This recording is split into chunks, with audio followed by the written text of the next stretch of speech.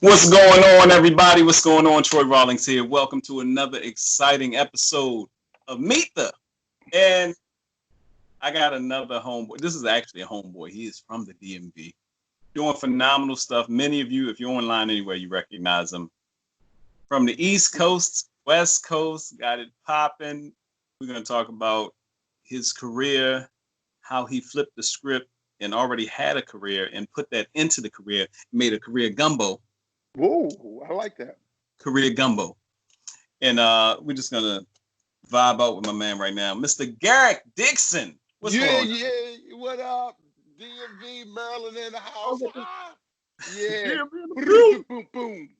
I know some people like DMV, Department of Motor Vehicle. No, DMV is, it used to be the Delmarva Peninsula. We call it DC, Maryland, Virginia now. So DMV, that we're not talking about standing in line.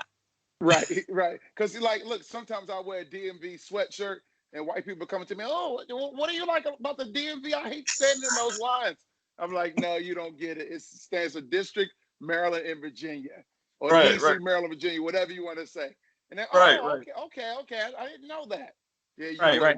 I was wondering why everybody was representing the DMV. Right. Yeah.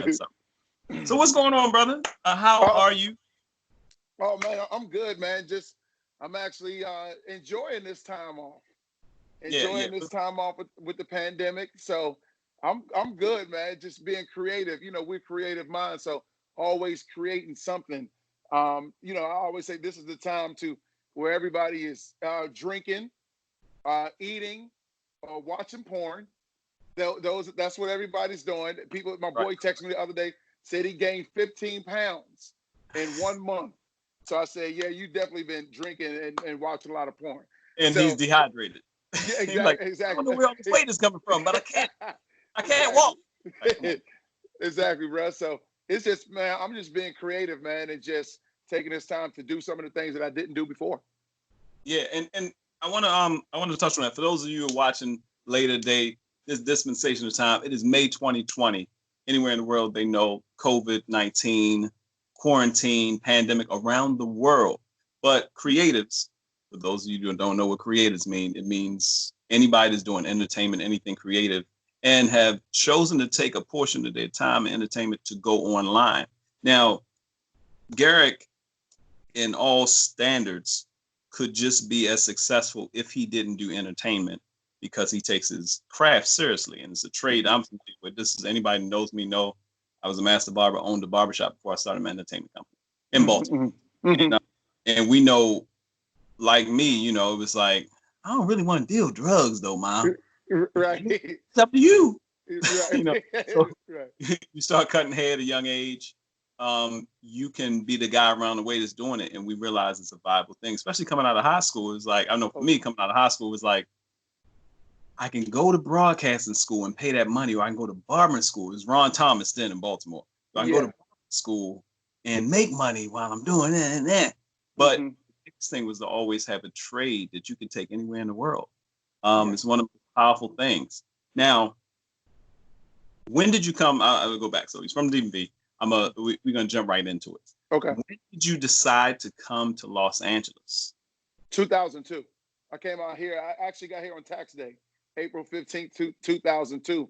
I was working a corporate job, making good money. In 2002, I'm making $77,000 a year, and I'm in my 20s. And I was in my office, and I said, I had been doing comedy a little bit, like on the weekends or open mics. Right. And I was like, before, I didn't want to get stuck and get complacent in that job. And I was like, before I have a family and all that stuff, let me bounce. Let me move to California, because I could stay here and I'm going to make good money. I mean, I'm already making $77,000 a year in my 20s. And I was like, I'd rather take a chance and do my dream. I'd rather live my dream. Pursue comedy and acting. I'd rather do that than to stay here. And I always figured, I said, I'll be successful no matter what, because I'm successful here. Like, I'm not going to fail. Because people are like, yo, man, you giving up all this money or whatever, go to California, man, you giving everything up. I was like, bro, if I was cool here, I'm gonna be cool there, no matter what. If I have to get a corporate job, if I also cut hair too, like whatever I do, I'm going to be good. So fear is not an option for me. Like failure is not an option for me. I like that you said that. A lot of people don't recognize that. I just interviewed Vanessa Poncheta, the sister that owns LA Grind Coffee and Tea Bar, my sponsor. Yeah. And I'm thinking she always had this great dream to do this business, a restaurant, this, that, and other. She's like, no, about 2 years ago, I was working at UCLA.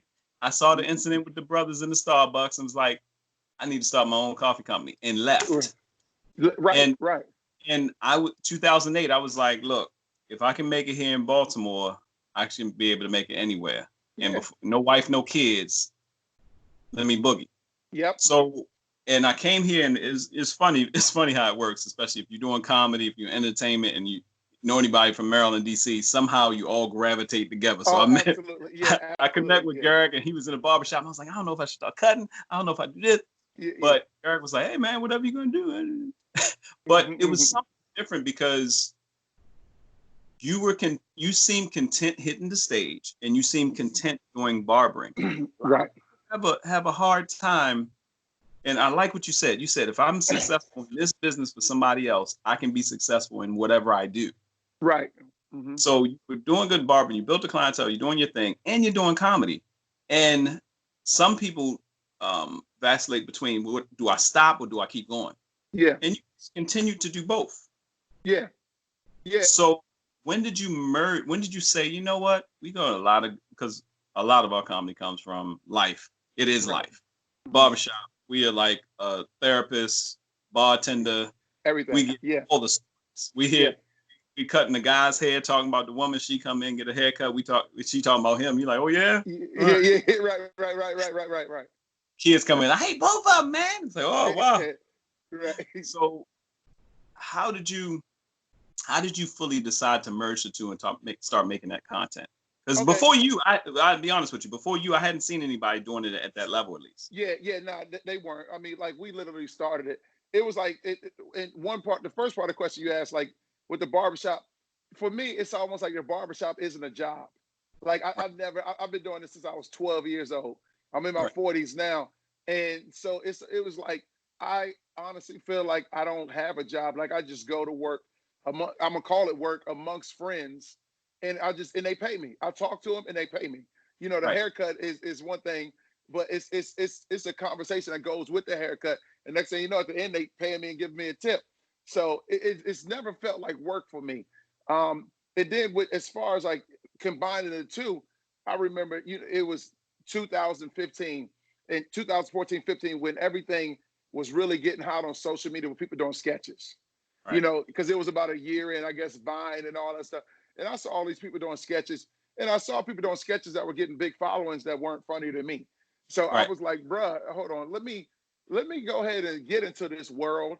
We're at the barbershop. Everybody always talks about how funny we are. They like, yo, y'all the funniest barbershop. We got all these different personalities. Nobody has tackled the black barber, what goes on in the black barbershop. We had Ice Cube. And entertainers are telling you, you're fun. This is not funny. In the Cut Barbershop, and let me let y'all know, in the Cut Barbershop in North Hollywood area, and it's a barbershop where a lot of black Hollywood and black Hollywood entertainers and other entertainers. I think Gary Owens might win it there. I don't know. Yeah, he has. But all of them go in, and everybody is saying you're funny. You know, that's a big thing. Everybody's like, yo, this is hilarious. I have a ball here. I'm gonna sit around, and we see people get haircuts and sit down. That was the thing in the barbershop. Get a haircut, just sit down another 2 hours, and he's sitting there talking. He already got his haircut. Yeah.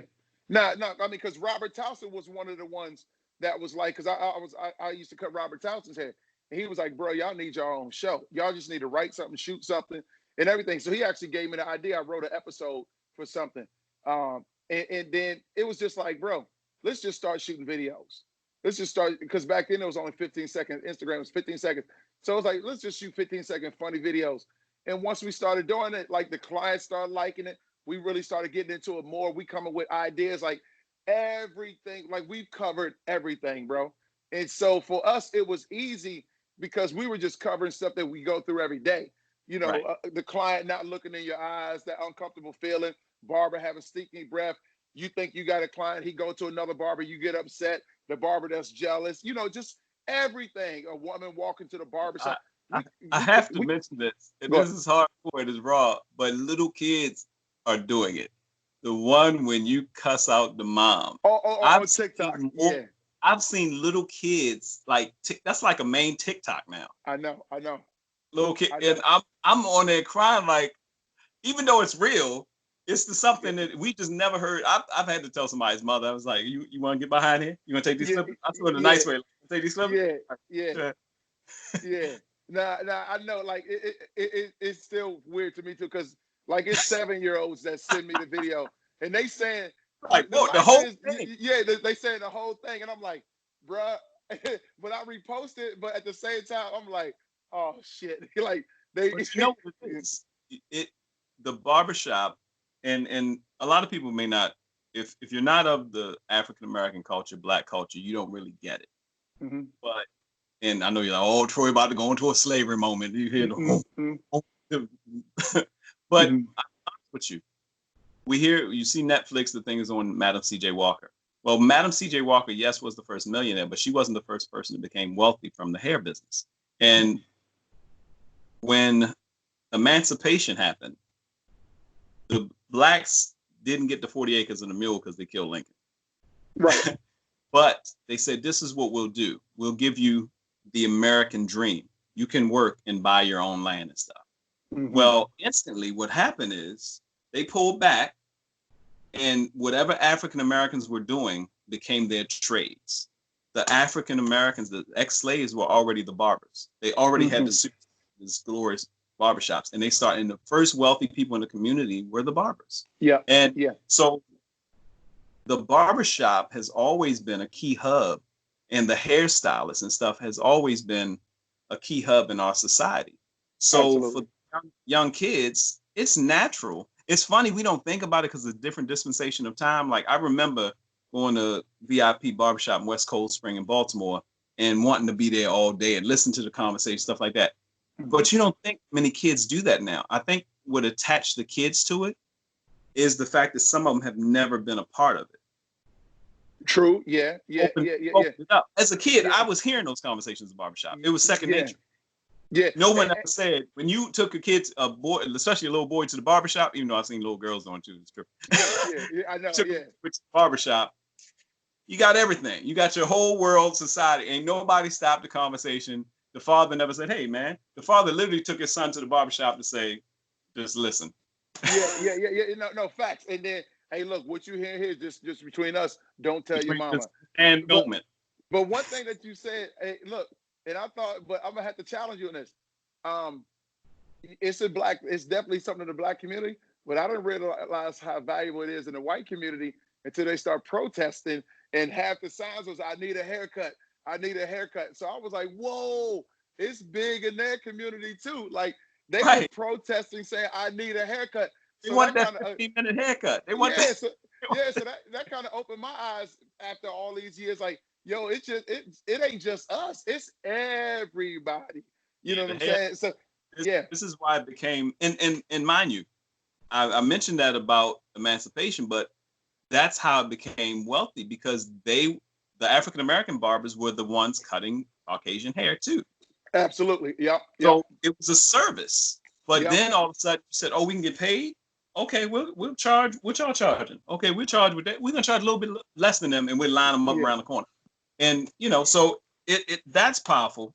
The merchandise piece, I want to talk about it because the okay, money okay, maker, your okay. merchandise. I know you got. I caught Yeah, them in between time. You got to get them when you get them. yeah, But the money makers, I want to talk about that. Um, Creative, something fly, something that people can wear. We're big in the comedy industry. One of the first things I learned when I was hitting the Comedy Factory and stuff, and I'd be featuring, I'd be hosting, and I'd do stuff with people like Jim Florentine and Howard G and all these different people that came through there. right. And I'm like, oh, I'm getting this little, to get paid to do comedy. Like, yes.